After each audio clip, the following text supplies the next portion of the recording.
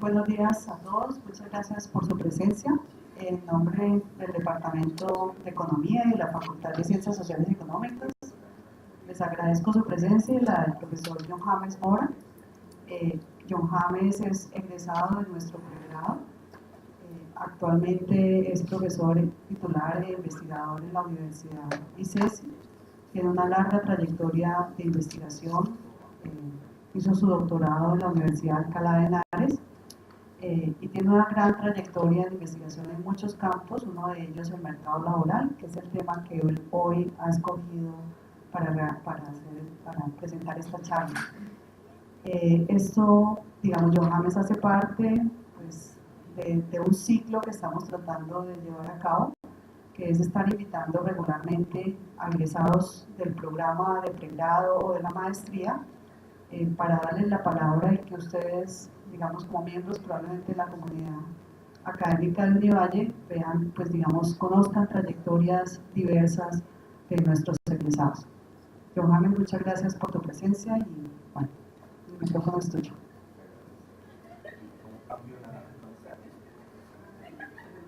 ¿O tengo que cambiar el caos? ¿Aló?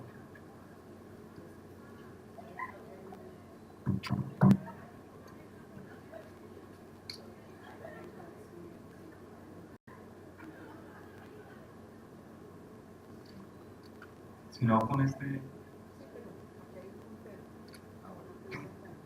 Bueno, muchas gracias Inés María por la invitación. Siempre digo que regresar y estar aquí en la universidad pues es un gusto el volver siempre y el estar con mis colegas aquí.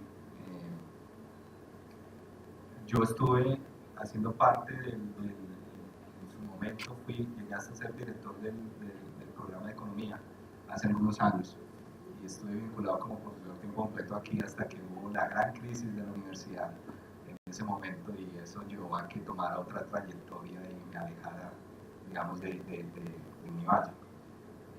Pero siempre...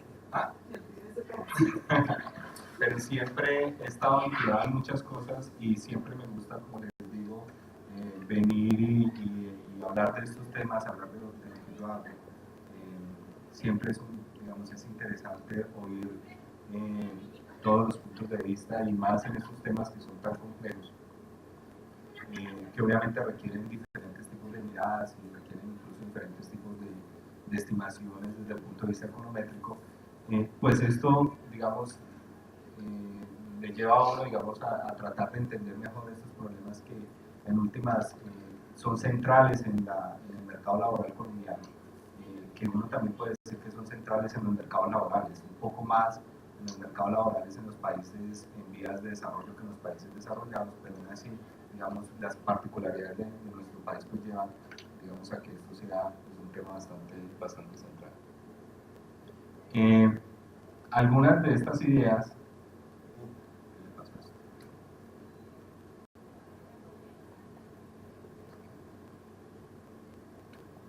no sé,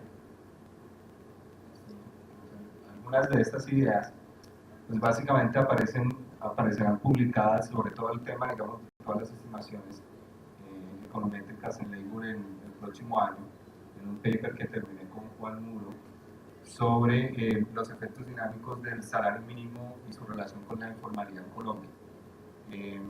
Esto, como todos sabrán,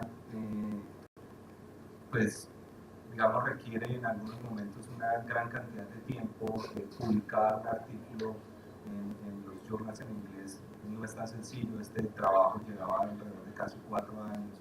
Mi anterior trabajo en Economist duró 8 años en terminar de publicarse, digamos, el trabajo como tal. Era un trabajo básicamente en econometría pura, que era contrastar la existencia de sesgos de selección en datos de uso panel.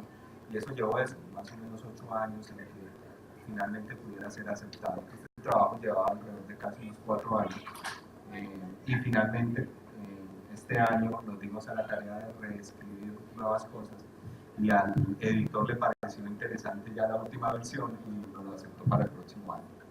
Entonces este artículo pues aparecerá publicado por el próximo año, como les digo, no sé en qué semestre, pero aparecerá en 2017.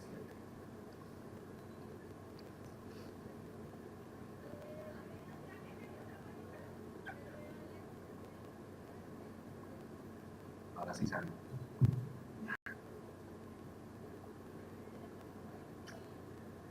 Y por eso, digamos, el estudio de la Universidad de Alcalá, porque como les digo, este es un trabajo, digamos, los resultados vienen de un trabajo conjunto con Juan Miller.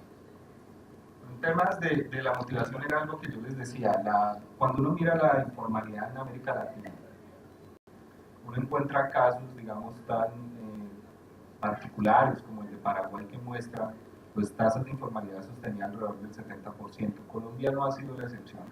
En términos generales, los países que menos tasas de informalidad han tenido, digamos, y en datos registrados, pues es en términos generales Chile, pero la gran cantidad, digamos, de países de Sudamérica lo que muestra básicamente es si uno lo mira, digamos, desde el 92 hasta el 2006, es que esas tasas de informalidad son como constantes, es decir, no parece que en algún momento fuesen a bajar.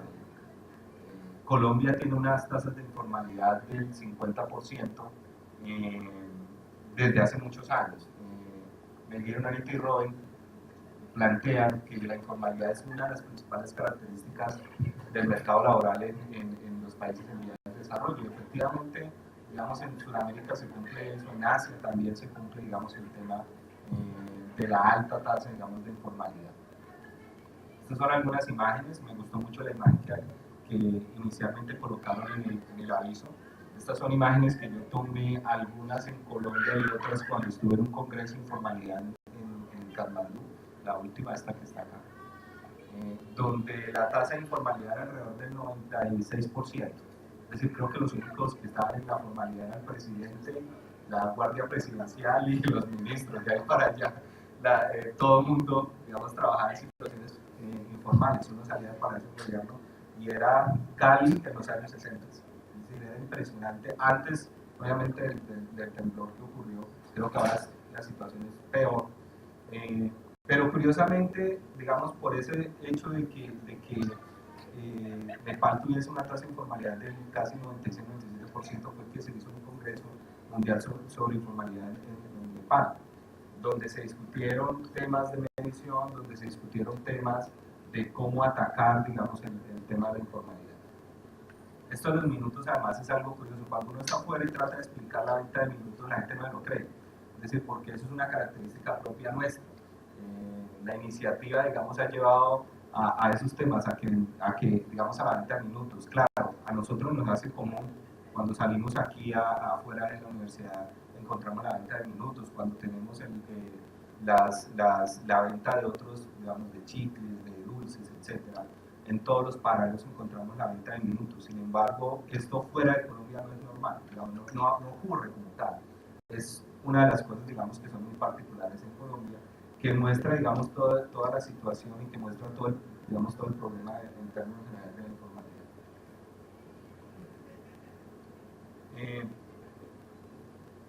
Como les decía, estas son algunas de las tasas de informalidad. Esto, digamos, es con base en los datos de la GIH. La GIH, el DANE calcula la informalidad, pues básicamente a partir de la definición de la OIT, que tiene que ver con la informalidad estructural, de la cual voy a hablar ahora un poco más adelante. Pero en términos generales lo que nos muestra son tasas sostenidas del 50%. Es decir, esas tasas, digamos, son alrededor del 50%. El gobierno, y probablemente digamos, debe ser así, celebra mucho cuando esto baja 2 puntos, cuando baja 2 o 3 puntos. Es decir, cuando estamos en una tasa de informalidad del 48, 49, hemos bajado la tasa de informalidad 48, 49%. Y es por esto, como les digo, de manera sostenida tenemos una tasa de informalidad en Colombia alrededor del 50%. Y obviamente la pregunta es ¿qué es informalidad? Sobre todo informalidad laboral, que es de lo que yo, digamos, voy a hablar. No voy a hablar de la informalidad que tiene que ver con las empresas, sino la informalidad laboral. Y como les digo, definir en qué consiste la informalidad no es algo que sea fácil. Todos hemos tratado de una u otra forma de aproximarnos al tema de la informalidad. El tema de la informalidad laboral surge de los trabajos de la OIT, ahí se empieza, digamos, a discutir mucho el tema de la informalidad, también el tema del trabajo decente, y la Organización Internacional del Trabajo ha sido, digamos, como uno de los entes o de las instituciones que en términos generales pues ha contribuido mucho al tema de la definición de informalidad. Entonces, como ustedes pueden observar aquí, hay muchos temas, digamos, muchas consideraciones con respecto al tema, digamos, de la informalidad, desde los trabajadores independientes, empleadores propietarios, asalariados, trabajadores familiares, servicio doméstico. Se relaciona con la situación del empleo, ¿sí? Algunos lo utilizan en términos generales como los trabajadores independientes por cuenta propia, con el tamaño de las firmas, la inexistencia de contratos, ausencia de seguridad social en términos de salud y pensión. Y al igual que en muchos países, la definición generalmente está relacionada con la disponibilidad de los datos, tal como lo muestran Jimena y Wills en un trabajo en el 2010 en la revista de la CEA.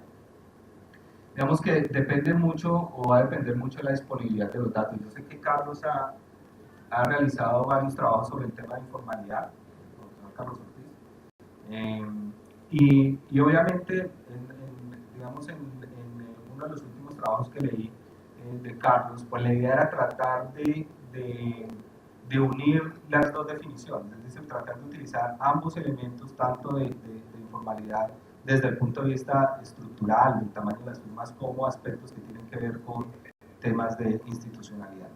Entonces, esto también, digamos, en términos generales está digamos, en el interín. Hay muchas formas, digamos, en términos generales de aproximarse al tema de la informalidad. Oficialmente lo que tenemos, pues básicamente es la definición del DANE, son trabajadores informales, aquellas personas que están ocupadas en firmas de tamaño igual o inferior a 10 trabajadores, por eso el DANE tiene informalidad 10, informalidad 5, informalidad 5 reduce el número de trabajadores a 5, y esto incluye patrones ocupados en establecimientos o negocios en todas sus agencias, empleados domésticos, y esto puede llevar obviamente incluso a aquellos que están que tienen un contrato formal como tal en una microempresa, lo cual también lleva, digamos, a una gran discusión. Desde el punto de vista institucional, pues eso riñe, digamos, con los conceptos de informalidad. Y, como les decía, en Colombia lo hemos venido discutiendo desde hace mucho tiempo, incluso hay un trabajo que aparecía en Review of Economic Studies que trataba, digamos, sobre el tema de la segmentación. Y la segmentación la mira a través del tema de la informalidad. Bueno, los trabajos de López y Rellenado, Carlos López, Senador Rojas y Parra, el profesor Ortiz y Nacho, muestran en términos generales altas tasas de informalidad entre el 50 y 60% en la década de los 80 y la década de los 90. Guataquí, García y Rodríguez pues, tienen dos tipos de informalidad. La definición fuerte y la definición débil. Fuerte, los trabajadores formales son aquellos que pertenecen al régimen contributivo. Débil, considera formales solo aquellos que están afiliados al sistema de seguridad social, como cotizantes en régimen contributivo o subsidiarios.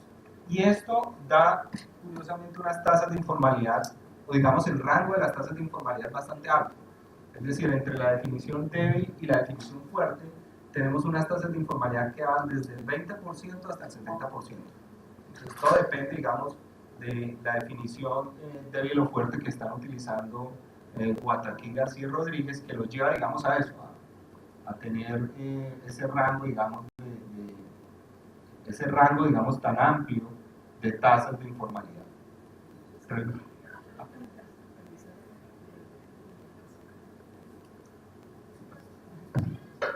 Entonces, esto hace que utilice el. Entonces, eso, como les decía, lleva tasas de informalidad entre el 26 y el 63%. Y también se ha discutido mucho el tema de qué es lo que determina, digamos, estar en situación de informalidad. Está el trabajo de Núñez, que plantea que la entrada al sector informal es un acto voluntario y consciente del individuo, que está también, digamos, en la vida, en términos generales, de la definición institucional. También hay un tema, digamos, aquí de cómo se entra en términos generales y que plantea un problema de elección del individuo. Es decir, dentro de la teoría de la informalidad estructural no hay elección. Yo simplemente llego a la informalidad por unas cuestiones que son muy particulares del mercado laboral que hace que se me excluya, caigo, digamos, en situación de informalidad. No es mi elección. Pero desde el otro punto de vista, sí, yo tengo mis ingresos y si mis ingresos en términos generales de estar en el sector informal son más altos que los ingresos de estar en el sector formal, pues elijo, digamos, estar en situación de informalidad. El trabajo de Núñez, pues básicamente lo que plantea es un umbral, creo que era alrededor de casi 2.500.000, y a partir de eso, digamos, él definía el tema, digamos, de la entrada a la informalidad. Por otro lado está el trabajo de Núñez, Rivero, profesor Carlos y Juan Byron, donde se modela la informalidad como un resultado de características socioeconómicas.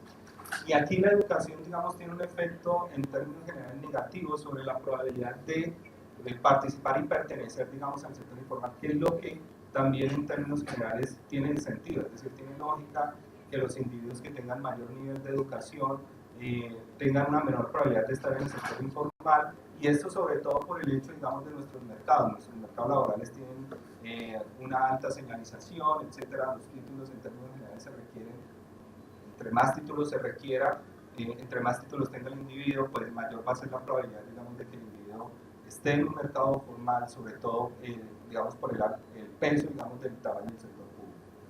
Entonces, como les decía, estos trabajos pues discuten, digamos, cuáles son esas características socioeconómicas que también van a venir determinadas, obviamente, por la disponibilidad de los datos, es decir, los datos en la GIH pues nos limitan o nos van a limitar o nos van a dar en últimas, digamos, unas posibilidades de variables que va a estar restringida, no todas las que nosotros quisiéramos, pero sí, digamos, algunas de ellas que nos permiten explicar, ¿no?, qué es lo que hace que un individuo esté en situación de informalidad. También se incluye en términos generales el sexo. En términos generales no es que las mujeres versus los hombres les guste más estar en situación de informalidad, sino que esto pues depende en últimas de la proporción de mujeres y hombres que hay en un momento del tiempo en el mercado laboral, y eso lleva pues obviamente a que la participación sea mayor o menor, y eso va a hacer que el signo pues sea positivo o negativo, digamos, en últimas en las estimaciones. Hay dos trabajos en Colombia, uno que publiqué con Juan, en el cual utilizaba un pseudopanel estático, y básicamente en ese trabajo, en ese artículo, discutíamos el efecto del salario mínimo sobre la informalidad. La informalidad ahí estaba definida como la ausencia de contratos y beneficios de la seguridad social, la afiliación a la seguridad social. Y básicamente lo que encontramos es que definitivamente la relación entre el salario mínimo y las ganancias o los salarios, ¿no?, hacen que el individuo, digamos, la comparación del salario mínimo con el salario que poseen los ingresos, pues hacen que el individuo decida entrar o no al mercado informal, entrar o no, estar o no, digamos, en situación de informalidad. Esto obviamente requiere, en últimas, que uno tenga la consideración de mercados segmentados, lo cual no es sencillo. En Brasil hay un trabajo de Lemos que muestra que el mercado laboral brasileño no está segmentado, pero los trabajos en Colombia todos en términos generales han mostrado que existe segmentación en el mercado laboral, es decir, que hay coexistencia de dos mercados, un mercado formal y un mercado informal, y que básicamente los individuos se mueven entre el mercado formal y el mercado informal. Digamos que esas diferencias, esas características obviamente van a estar regidas por el salario mínimo. Subidas en el salario mínimo pues van a hacer que aumenten los despidos en el sector formal y los individuos, y aquí hay también una cuestión, digamos, que nos diferencia del resto de países en el mundo, y es que nosotros tenemos un remedio de seguro de desempleo. Es decir, realmente no tenemos un seguro de desempleo, y eso también va a llevar, digamos, a que la informalidad, que digamos yo aquí no lo tengo y no incluí, digamos, nada de desempleo, porque es que yo considero que como tal lo que nosotros tenemos no es un seguro de desempleo. En los países europeos el seguro de desempleo pues llega a ser hasta el 70 o el 80% de tu salario dependiendo del número de meses que hayas trabajado. Nosotros aquí tenemos un pago único, y ese pago es muy específico, o se puede aplicar a salud, a la afiliación a la seguridad social, o se puede aplicar, digamos, como una cuota en los colegios, etcétera, pero el monto nunca supera más allá de 2 salarios mínimos. Entonces, como tal, decir uno que tiene un seguro de desempleo, pues en Colombia no existe. ¿Por qué es importante el seguro de desempleo?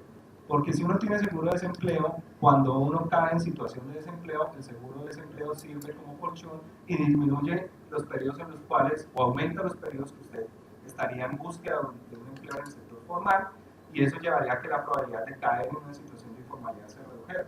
Pero nuevamente, nosotros como no tenemos seguro de desempleo como tal, pues yo no incluí, digamos, el tema de la discusión del seguro de desempleo. Otros me dirán, digamos, si está alguien del gobierno, me dirán, no, sí, pero es que el seguro de desempleo lo tenemos ahí, el mecanismo de protección al cesante efectivamente existe, todo eso, pero realmente eso como tal no funciona, digamos, en términos generales para nosotros, que nos lleve a postergar los periodos en los cuales cuando uno está desempleado, pues caiga, digamos, en situaciones de informalidad. Entonces, eso como tal, pues, como les digo, no existe.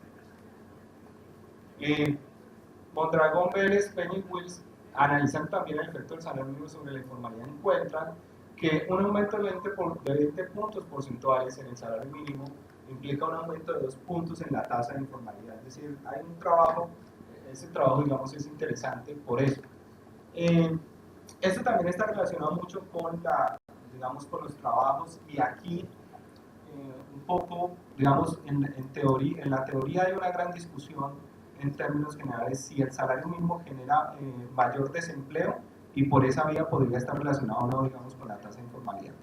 Lo cierto es que los últimos trabajos sobre metaanálisis han mostrado que no hay, digamos, que el efecto no es contundente, es decir, casi alrededor del 50% de los trabajos encuentran que subidas en el salario mínimo generan mayor desempleo, pero al mismo tiempo el 50% de los otros trabajos encuentran que no genera desempleo, que por el contrario lo reduce.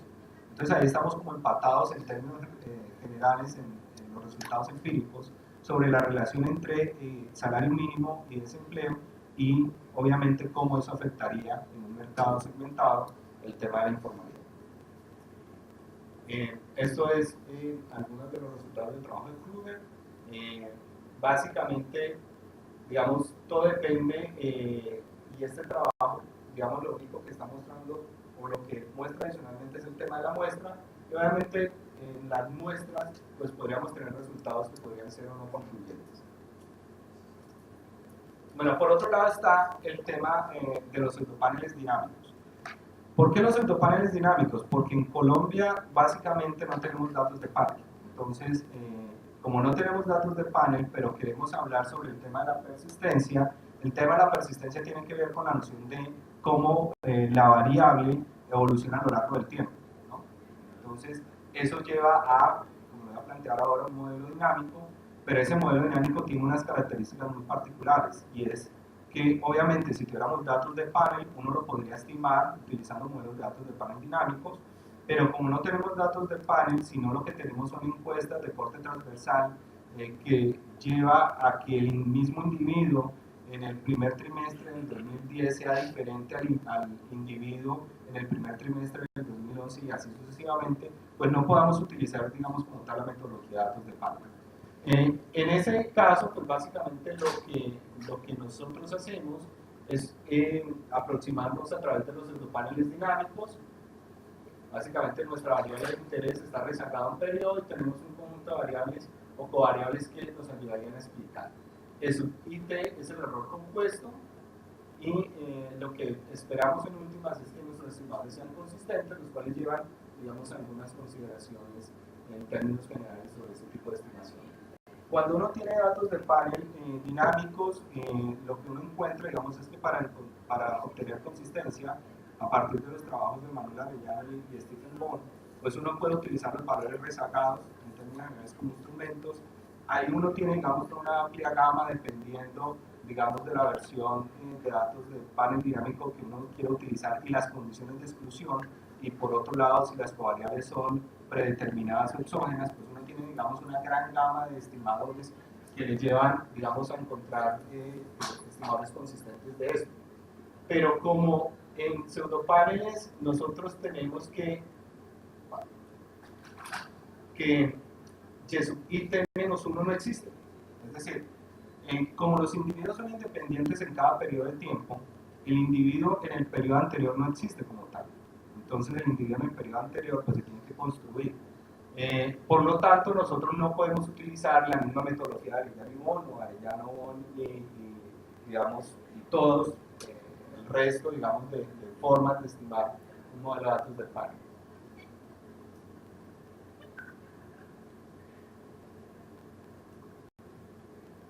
Entonces, como los valores de Y no son observados, la estimación se va a realizar sobre otros individuos en T-1. ¿Cómo lo hacemos? Considerando un conjunto de variables que no cambian en el tiempo. Aquí va a depender un poco de la metodología.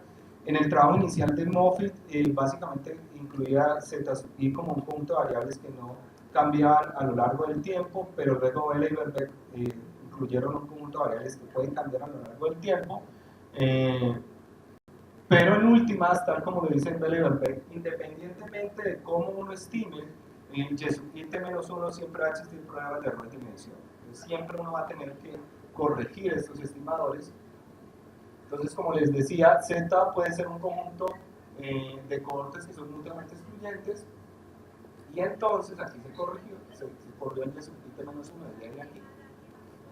Y entonces, pues uno estima Y T-1 a partir de estimar los valores y los delta en cada periodo de tiempo, digamos, anterior. Una vez que uno lo tiene, recupera eso y los incluye en la ecuación principal, lo cual en últimas le permite a uno obtener estimadores, digamos, que sean consistentes. Entonces, como les decía, insertamos el valor de Y T-1 rezagado y tenemos, por otro lado, un término de error que incluye la heterogeneidad individual no observable y estos cambios, digamos, en las variables, en la variable del interés. Sin importar cómo se genere el Y T-1, al incluirlo, digamos, en la ecuación principal, pues una de las variables tiene errores de medición. Obviamente también el trabajo de Lito del 86 muestra que todas las variables, sobre todo las variables que son numéricas, tienen errores de medición cuando uno pasa de la versión individual a la versión de cohorte. ¿Por qué? Porque obviamente lo que uno tiene son las medias de las cohortes, y al tener las medias de las cohortes, pues obviamente también tienes los errores estándar, y hay un error estándar asociado para cada una de las cohortes, por lo tanto tienes errores de medición, digamos, en la estimación. Y lo que hace Lito es tratar, digamos, de obtener un estimador que sea consistente, incluyendo sobre todo en la estimación de los betas una corrección utilizando la matriz de varianzas y covarianzas en la primera, de la primera estimación, que implica los errores individuales. Moffitt, por otro lado, hace un supuesto sobre los instrumentos exógenos, y es que básicamente no hay correlación entre la heterogeneidad individual observable y esas cohortes, por lo tanto el valor esperado de alfa más IT multiplicado por ZI es 0. Voy a pasarme esto. Vela y Verbeek pues básicamente plantean un método, digamos, de variables instrumentales aumentado, siguiendo la línea de trabajo de Moffitt, y lo que hacen es incluir tanto variables que son invariantes en el tiempo como variables que son variantes en el tiempo. Entonces, nuestro modelo básicamente es este. ¿Sí? Es decir, la informalidad depende de la informalidad en T-1, tenemos un conjunto de cohortes, tenemos un conjunto de variables que van a relacionar el salario con el salario mínimo, la razón entre el salario y la media del salario mínimo hecho por cada ciudad, el sexo, esta es la DAMI, aquí era sexy, no se me fue, y la DAMI de universidad, y una DAMI para estudios posteriores, posgrado, doctorado, etcétera, todo lo que pueda, digamos, más allá del título universitario. El término de error incluye la heterogeneidad individual no observable, y por otro lado, la informalidad en T-1, pues básicamente la modelamos a través de las cohortes. Entonces lo que hacemos es que la informalidad en T-1 pues va a venir determinada por cada una de estas cohortes.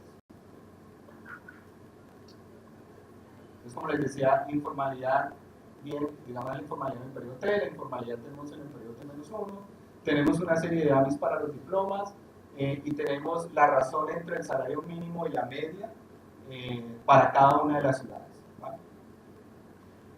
Y finalmente tenemos un conjunto de datos de cortes y un terminatorio de RAW. La dependencia entre los estados se captura a través de RAW, porque cuando RAW es estadísticamente diferente de 0, nosotros tenemos una relación entre la informalidad entre t y t-1. Es decir, tenemos una información sobre la persistencia, digamos, de esa informalidad. Estos procesos en términos generales son unas cadenas de Markov de primer orden. Es decir, cuando uno estima un modelo Probit dinámico con un aro 1, realmente lo que uno está tratando de estimar es un proceso markoviano de primer orden. Por eso aquí, digamos, en última la estimación de esto nos da cadenas de Markov, ¿sí? Y nos da matrices de transición, de las cuales voy a hablar más adelante. Ahora, cuando iteramos, y esto fue una gran discusión, esto digamos, llevó a una gran discusión sobre todo con los referees. Cuando uno empieza a iterar, se encuentra, al igual que en física, el problema del Big Bang. Es decir, ¿cuándo ocurrió el momento cero? ¿Qué pasó en el momento cero? Y entonces uno puede suponer que en el momento cero el proceso estaba en equilibrio por alguna razón, ¿no? O que en el momento cero pues es exógeno. Si es exógeno, entonces eso requiere que uno no integre la función de verosimilitud con respecto a la situación en el periodo inicial, pero requiere, digamos, una gran consistencia, requiere unos estimadores en últimas que eso explota, digamos, no convergen si tiene, digamos, las condiciones para que eso converja son muy particulares y tiene uno que hacer unos supuestos muy específicos sobre la exogeneidad de las variables para que eso pueda, digamos, convergir, sobre todo porque uno supone que en el momento cero, que esa exogeneidad, que esa correlación entre las variables y la heterogeneidad individual no observable se mantiene durante todos esos periodos que uno está haciendo, digamos, en la muestra. Por tanto, requiere, digamos, una restricción en términos de condiciones de momentos bastante compleja. Y obviamente se salta uno el proceso de integrar eso, es decir, eso es exógeno y en la función de la similitud no aparece, pero nuevamente requiere unas condiciones en términos generales bastante complejas, digamos, muy restrictivas sobre la estimación. Y por otro lado, digamos, uno puede hacer un tipo de integración que venía, digamos, que sugiere un poco Bouldrich en un paper anterior sobre paneles dinámicos, y era la integración por fuera, y básicamente es modelando o haciendo que esa heterogeneidad individual no observable, siguiendo la versión de Murnau, pues tenga, digamos, más estructura. Eso implica que la heterogeneidad individual no observable, en este caso, pues sigue una distribución normal que va a depender de la informalidad en el periodo T y un conjunto de covariables, ¿vale? En últimas, digamos, uno puede modelar esa heterogeneidad individual no observable utilizando esta fórmula, y eso lleva a que en la función de verosimilitud uno deba incluir la informalidad en el momento cero. Por eso nosotros cuando muestran los resultados, pues tenemos un estimativo para la informalidad en el momento cero, que es básicamente el momento en el cual nosotros comenzamos con nuestros datos, ¿vale? Por otro lado, básicamente aquí, como tenemos diferentes periodos, no podemos estimar como tal los efectos marginales, sino que vamos a tener los efectos marginales promedios, muy parecido, digamos, a lo que tenemos en datos de panel.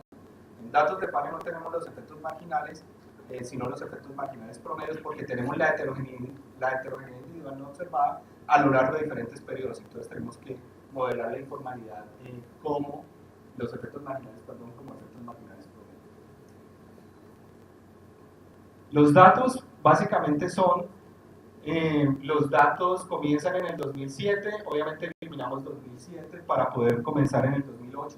Entonces la estimación es parte desde el 2008 hasta 2015. En total se seleccionaron 348.577 trabajadores con edades entre los 12 y los 55 años. Aquí tenemos la edad en el 2007, el promedio de individuos por cada una de las celdas y el número de observaciones. ¿Por qué es importante el número promedio de individuos por celda? Porque hay un trabajo que muestra básicamente que cuando el número de individuos por celda, por casilla, disminuye más allá de 100, los estimadores no son consistentes. Y adicionalmente porque hay un trade-off entre el número de individuos y el número de cohortes. Entre más cohortes escoja uno, menor número de individuos va a tener uno por cohortes. Es Entonces, entre más alargue uno las cohortes, ¿no?, menos individuos van a caer en cada una de esas celdas. Entonces tienen un problema que va a tener cohortes totalmente desbalanceadas, un problema, digamos, en términos generales sobre los estimadores. Hay otro trabajo más reciente que habla sobre 2.000 individuos mínimo por cohortes para que los estimadores sean consistentes. Entonces nosotros básicamente lo que hicimos fue calcular el número de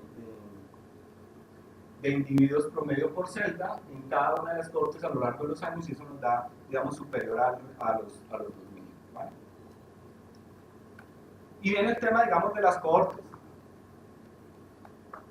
Y yo siempre digo que las cohortes son como las generaciones en la pelota de letras. Esto no sé qué hizo,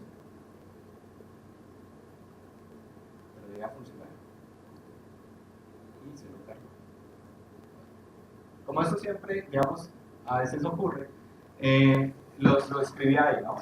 Entonces, básicamente, ¿qué es lo que dice Andrés López sobre el tema, digamos, de las generaciones? Que esto hace que los individuos sean específicos a un tipo de generación y no más de una generación. Es decir, no tenemos individuos que se traslapen entre generaciones. Y eso es la misma dinámica, o ese es el mismo, digamos, más o menos el mismo símil de las cohortes. Los individuos que pertenecen a una cohorte no se pueden traslapar.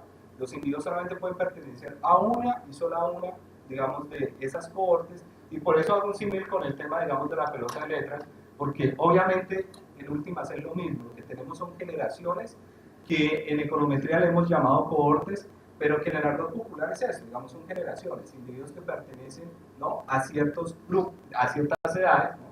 En el último caso, pues, quién sabe, Andrés, cuánto, digamos, que seguirá de la AA, ¿no?, pero que en últimas, en las estimaciones nuestras, eran básicamente 8 cohortes, ¿vale? Entonces nosotros tenemos 8 cohortes, nuevamente. También es un problema si uno tiene muchas cohortes, porque luego tiene que, digamos, la construcción de esas cohortes no es tarea, en términos generales, muy sencilla, porque además tienes que controlar que esos individuos pasen del periodo T al periodo T más 1 y así sucesivamente. Entonces, controlar esto, digamos, que los individuos pertenezcan a una sola cohorte, pues no es muy simple. Estas son las matrices de transición. Como les digo, el tema, digamos, de la informalidad es que una vez que uno la construye, pues puede utilizar matrices de transición. En últimas, cualquier proceso, cualquier probe dinámico también se puede ver, digamos, como una cadena de Markov de primer orden y genera o da como resultado las matrices de transición. Básicamente la informalidad en T-1 la generamos, como yo les decía antes, ese valor se estima a través de las cohortes, y con las cohortes pues recuperamos, digamos, los coeficientes, y a partir de eso podemos estimar la informalidad en T-1. Esta es la matriz de transición entre 2007 y 2008, y esta es la matriz de transición entre 2007 y 2015, asumiendo, digamos, que el proceso markoviano pues cumple con todas las propiedades, ¿vale? ¿Qué es lo que uno observa, digamos, en términos generales? Que los individuos que están en situación de informalidad, ¿no?, tienen una alta probabilidad de seguir estando en situación de informalidad. Es decir, aquellos individuos que entraron en el proceso en situación de informalidad, ¿no?, solamente tiene una probabilidad del 35% de pasar al sector formal, pero, digamos, una probabilidad del 64% de estar en situación de informalidad. Mientras que los individuos que están en situación de formalidad, miren que las cosas son como más diferentes. Es decir, si el individuo estaba en situación de formalidad en T-1, la probabilidad de que permanezca en situación de formalidad en el periodo T es alrededor del 50%. Pero si el individuo partió de una situación anterior de estar en situación de informalidad, la probabilidad de que él transite a una situación de formalidad es menor, ¿sí? Entonces se va a quedar más periodos de tiempo en situación de informalidad. Y eso es, en última, digamos, lo que queremos nosotros recuperar a través del modelo. Esto es básicamente siguiendo un trabajo de Cunningham y Bustos, que plantea, digamos, cuál es la propensión a moverse entre el sector formal y el sector informal. Y lo que uno encuentra básicamente es eso, ¿sí? En últimas, digamos que la probabilidad de moverse del sector informal al sector formal es muy baja, entonces el individuo se mantiene en más periodos en situaciones de informalidad. Estos son los resultados. Este modelo básicamente lo estimamos a través de LIM, que es básicamente es maximizar la función de verosimilitud de manera limitada del modelo. ¿Por qué? Porque en últimas nosotros no nos interesa recuperar los parámetros de cada una de las estimaciones, sino utilizaríamos FIM, que es Full Information Maximum Likelihood, sino que utilizamos LIM porque no nos interesa, digamos, en última recuperar esos parámetros de cada una de las informalidades en cada uno de los periodos, porque eso entra en nuestra ecuación principal, en esta ecuación de aquí. Entonces, como no nos interesa recuperar, porque el modelo no nos interesa la parte estructural, sino la versión reducida del modelo, por eso lo estimamos bajo LIM. Y otra de las cuestiones, digamos, particulares de esto es la gran relación que existe entre esa relación entre el salario mínimo y el salario con respecto a la informalidad, y es que son endógenos. Entonces, como son endógenos, como hay un problema de endogeneidad ahí, pues básicamente lo que hicimos fue adicionalmente estimar cada una de estas ecuaciones por variables instrumentales y luego utilizar eso, digamos, dentro de nuestro modelo LIM, ¿vale? Con nuestra forma de estimar, utilizando máxima de crecimiento limitado. Lo que tenemos aquí es básicamente los efectos marginales promedio, como les decía. No podemos tener efectos marginales, los efectos marginales los tenemos cuando tenemos corte transversal, pero cuando tenemos muchos periodos, pues tenemos el promedio de los efectos marginales. Esto no es la media tampoco, sino es integrar toda la función de verosimilitud a lo largo de todos los periodos. Entonces lo que tenemos es la informalidad en el periodo T-1, la informalidad en el periodo inicial, como les decía. La propuesta que utilizamos es básicamente seguir el trabajo de Wooldridge con una modificación a la MULAC, y es modelar esto, digamos, a partir de la media de las cohortes. Y por otro lado tenemos los efectos marginales de ese nombre, los efectos marginales del título universitario y los efectos marginales de tener un título más allá, digamos, del título universitario. Y la relación entre el salario y un salario mínimo o menos de un salario mínimo, y la relación entre el salario y 3 salarios mínimos, es decir, la relación entre los ingresos y más de 3 salarios mínimos. ¿Por qué? Porque definitivamente, digamos, los trabajos en términos generales lo que muestran es que hay un efecto negativo. Sin embargo, ese efecto negativo no es general. Es decir, lo que nosotros encontramos es que en algunos casos, dependiendo de la relación entre el salario o los ingresos y el salario mínimo, los individuos van a caer o van a tener una mayor probabilidad de estar en situación de informalidad, pero definitivamente para aquellos individuos que tienen más ingresos, pues en últimas ellos no van a disminuir su salario, no van a disminuir su decisión, o no se va a reducir su decisión de participar en el mercado informal porque tienen unos ingresos altos, ¿sí? Entonces ellos no van a ir al sector formal, sino que ellos van a seguir manteniéndose en el sector informal. Por eso, digamos, el signo positivo aquí, ¿vale? Pero para los otros individuos sí, es decir, sí puede haber una relación, digamos, que tiene que ver con cambios en el mercado laboral entre el hecho de que sabemos que hay un mercado que es segmentado y que eso va a expulsar trabajadores del sector formal al sector informal. ¿Vale? La informalidad rezagada tiene un valor, digamos, los efectos marginales de la informalidad en T-1 son un 28%, es decir, si el individuo estaba en situación de informalidad en el periodo T-1, la probabilidad de que siga estando en situación de informalidad en el periodo T es alrededor de un 28%. ¿Vale? Entonces, esto, pues, digamos que muestra una variación de un punto porcentual dependiendo del hecho de que uno incluya o no el costo de oportunidad de estar en situación de informalidad, ¿vale? Entonces uno puede mirar, digamos, esta relación entre el salario mínimo y el salario como el costo de oportunidad de estar, digamos, en el sector informal. Y por lo otro, digamos, son los resultados que se han encontrado, que son más o menos comunes, el hecho, digamos, que el hecho de que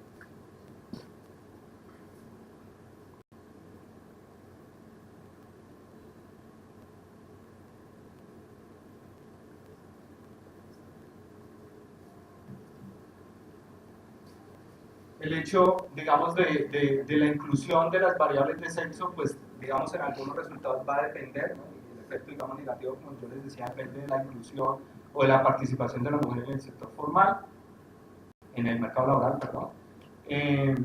Y la informalidad en el 2007, digamos, el hecho, digamos, de que si estuviese en situación de informalidad en el 2007 incrementa la probabilidad de estar en situación de informalidad en un 1%. Es decir, esa informalidad en el periodo inicial es muy importante, porque eso lo que, digamos, nos muestra son fenómenos estructurales en nuestro mercado laboral. Es decir, eso lo que nos muestra es que en términos generales es imposible, digamos, de reducir, y persistencia, efectivamente, es imposible, digamos, de reducir el tema de la informalidad simplemente a través de medidas de política, etc. Digamos que toma tiempo. Por otro lado, lo que tenemos son los efectos marginales por ciudades, y esto lo que nos muestra, digamos, básicamente es que la relación o el efecto de la informalidad no va a ser lo mismo, digamos, a lo largo del territorio colombiano. Claramente, digamos, los resultados lo que han mostrado es que hay mercados en los cuales la informalidad es mayor y la persistencia de esa informalidad es mayor que, digamos, los mercados en los cuales hay mayores posibilidades, Bogotá, etcétera, en términos generales, pues esto muestra, digamos, una reducción en términos generales en las tasas de informalidad. Mientras que otros mercados, por ejemplo, Cúcuta, etcétera, la persistencia en términos generales de la informalidad pues es más alta, lo mismo que Villavicencio y Montería. En términos de conclusiones, ya para terminar, básicamente, digamos, la principal contribución de esto es que en últimas nosotros pudimos, o esto nos permite modelar, o nos permite discutir el tema, digamos, de la informalidad y cómo esa informalidad, pues, se mantiene, digamos, durante muchos periodos de tiempo. Es decir, que en últimas, todos esos shocks se pueden permanecer, esos shocks, digamos, al mercado laboral pueden permanecer, y eso también va a ayudar, digamos, que el mercado laboral, que esa segmentación del mercado laboral se mantenga. La persistencia está entre un 27 y un 28%, dependiendo, digamos, si se incluye el costo de oportunidad, lo cual muestra valores bastante altos, es decir, hay una gran persistencia en términos de informalidad, pero adicionalmente un tema tiene que ver con las rigideces en el mercado laboral, lo cual no lleva en ningún momento a eliminar el tema, digamos, del salario mínimo, sino que llevas a mirar un poco más cuál es el efecto real, digamos, de ese salario mínimo. Es decir, las rigideces en el mercado laboral como el salario mínimo tienen efectos no solamente sobre la informalidad, sino también sobre la persistencia, digamos, de la informalidad. Por lo tanto, esa relación entre el salario y el salario mínimo como costo de oportunidad tiene que llevar a pensarnos mucho, digamos, qué es lo que se hace cuando se toma esas decisiones en términos generales de subir el salario mínimo y cómo, digamos, esas decisiones en últimas deberían de realizarse, porque obviamente viene dado por el hecho de que, como les decía ahora, nosotros en Colombia claramente no tenemos un seguro de desempleo, y eso hace que cuando haya shocks, por ejemplo, subidas en el salario mínimo, y eso llega a despidos en el mercado formal, pues claramente los individuos se van a desplazar directamente al sector informal, porque no hay un colchón de barreras, como ocurre en otros países. Entonces, eso, digamos, en última lo que nos muestra adicionalmente es esa alta persistencia y esa discusión, digamos, que debería existir sobre el hecho, digamos, de que esos mercados no funcionan tan perfectamente como nosotros, digamos, como en principio se piensa. No se ajustan tan rápidamente, digamos, como se cree, sino que, digamos, toman más periodos de tiempo en ajustarse, y eso lo que marca o lo que muestra son esas características de nuestro mercado laboral, segmentación, etcétera, etcétera. Con eso dejo a preguntar.